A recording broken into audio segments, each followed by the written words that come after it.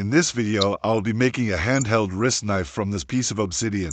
Unlike most Stone Age knives, this one will only have one sharp edge so that the other edge can be held in my hand comfortably.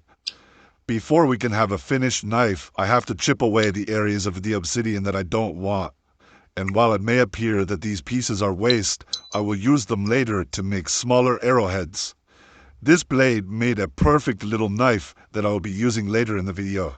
The tool that I am using is an antler from an elk, which is much larger than a deer antler. These larger antlers allow me to remove big pieces of obsidian, but as the blade becomes more refined, it's more safe to use a smaller deer antler.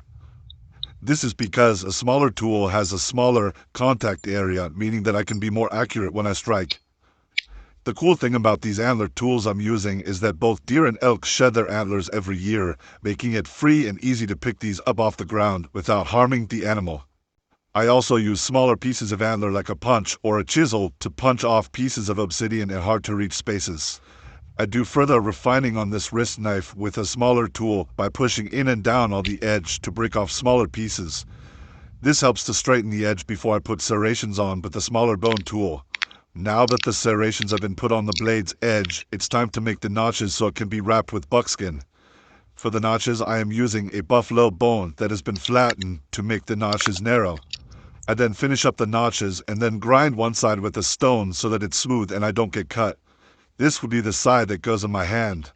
Remember that blade from earlier? Well, I'm going to use it to cut this buckskin to make a strap. As I've demonstrated in the past, obsidian makes a perfect razor for small tasks like this. And as I cut this piece of buckskin, I want to make sure that it's relatively the same width all the way down.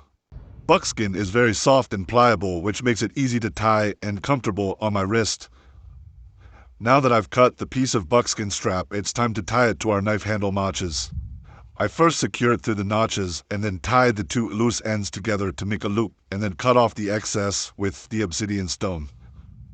The wrist loop protects the knife from being dropped and possibly damaged or dulled, and also allows you to switch between using the knife and using both of your hands during butchering.